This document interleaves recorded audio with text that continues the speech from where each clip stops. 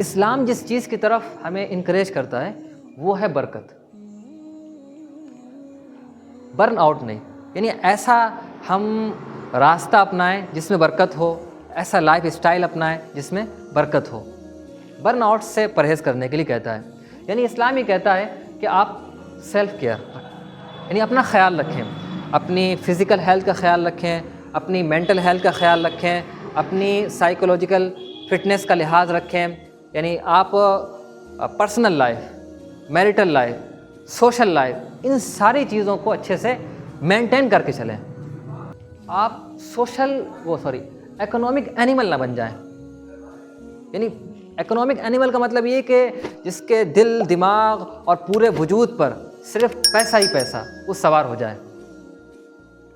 آپ کے یعنی ایک بیلنس کی زندگی ہو جس میں ہم لوگوں کے ساتھ اچھے سے مل جل رہے ہوں، ہم لوگوں کے ساتھ تعلقات بھی نبھا رہے ہوں، کاروبار بھی کر رہے ہوں، اللہ تعالیٰ کے حقوق ادا کر رہا ہوں، بندوں کے حقوق ادا کر رہا ہوں، یہ ساری چیزوں کو لے کر چل رہا ہوں، خود اپنا بھی خیال رکھ رہا ہوں. وہ حدیث آپ کے سامنے آئی، حضور نے فرمایا ان لعینک علیک حقا، کہ تمہاری آنکھ کا تمہارے اوپر حق ہے. وَإِنَّ لِجَسَدِكَ عَلَيْكَ حَقًّا، تمہارے جسم کا تمہارے اوپر حق ہے.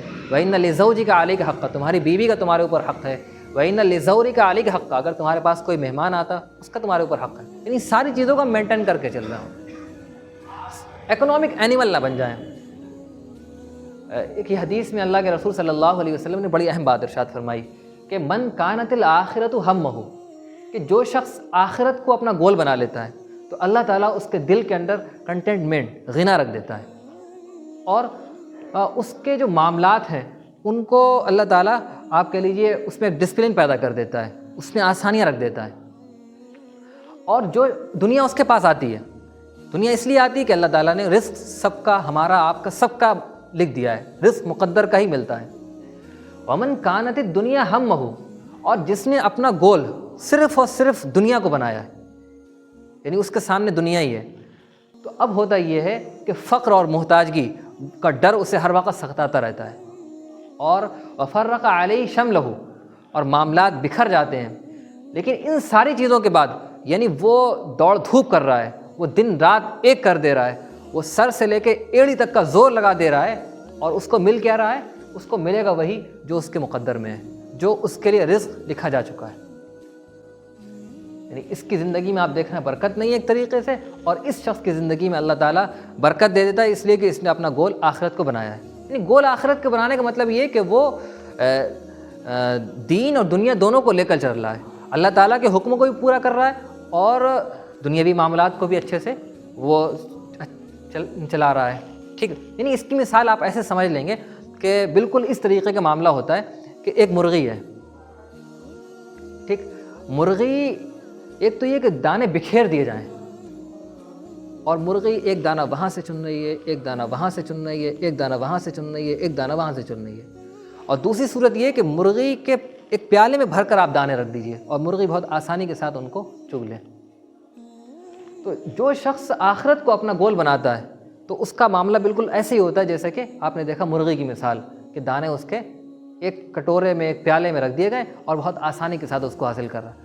اور جو شخص دنیا کو اپنا گول بنا لیتا ہے اس کا معاملہ بالکل ویسے ہی ہوتا ہے کہ بالکل دنیا اس کے لیے بکھیر دی گئی ہے اور اس کے لیے وہ جد و جہد کر رہا ہے. اور حدیث میں آتا ہے کہ اللہ کے رسول صلی اللہ علیہ وسلم نے فرمایا کہ اللہ تعالیٰ ایسے شخص کو ناپسند کرتے ہیں، یعنی اور بھی الفاظ ہیں کہ وَيَعْمَلُ فِي النَّهَارِ كَالْحِمَارِ، دن میں بالکل اس کی جد و جہد ایسی ہوتی ہے بالکل گدھے کی طرح کام کر رہا ہوتا ہے، اور رات میں بالکل مردہ لاش بن کے پڑ جاتا ہے. عالم بالدنیا جاہل بالآخرہ، یعنی ورلڈلی میٹرز، دنیاوی معاملات کی تو اسے خوب نالج ہے، اچھی خاصی وہ علم رکھتا ہے، لیکن جہاں تک آخرت کی بات ہے تو وہ بالکل جاہل ہے، اس کو کچھ نہیں پتہ ہے. تو یہ چیز بڑی اہم ہے، اور اللہ کے رسول صلی اللہ علیہ وسلم نے یہ دعا کی اور ہمیں سکھائی ہے کہ وَلَا تَجْعَلِ الدُّنْيَا أَكْبَرَ هَمِّنَا وَلَا مَبْلَغَ عِلْمِنَا، کہ اے اللہ تو دنیا کو میری زندگی کا سب سے بڑا کنسرن نہ بنائیے اور میرے علم کی انتہا دنیا نہ رہے. یعنی ہم کچھ بھی سوچیں، کچھ بھی کریں، وہ صرف اور صرف ہمارے ذہن پر، دماغ پر دنیا چھائی رہے، کچھ بھی پڑھیں جانیں وہ صرف دنیا کے لیے، یہ چیز نہیں ہونا چاہیے۔ جیسا کہ آپ نے دیکھا اس شخص کو اللہ تعالیٰ نے ناپسند کیا ہے کہ دنیا کے معاملات کا تو اس کا علم ہے لیکن آخرت کے معاملات کا علم نہیں ہے۔ مثال کے طور پر ہمارے ذمے جو کچھ حقوق ہیں، چاہے وہ اللہ تعالیٰ کے حقوق ہیں، نماز پڑھنا ہے ہمیں اس کا علم ہونا چاہیے، ہمیں رمضان کے روزے رکھنا ہے اس کے سلسلے میں علم ہونا چاہیے، ہمیں اگر ہماری میریٹل لائف ہے تو بیوی کے وائف کے کیا حقوق ہوں گے، بچوں کے کیا حقوق ہوں گے، تو ان کا مذہبی پس منظر میں ہمیں ان کا علم ہونا چاہیے۔ تبھی ظاہر ہے جب علم ہوگا تبھی ہم اس کے آگے کا عمل کر سکتے ہیں، اور اگر علم نہیں ہوگا تو پھر ہم اس کے آگے عمل نہیں کر سکتے ہیں۔ تو اسلام، میں یہ عرض کر رہا تھا، اسلام جس چیز کی طرف ہمیں توجہ دلاتا ہے وہ ہے برکہ۔ ہم برکت کی طرف آئیں اور برکت والی زندگی کو تلاش کریں اور ان کاموں کو کریں جن سے برکت آتی ہے۔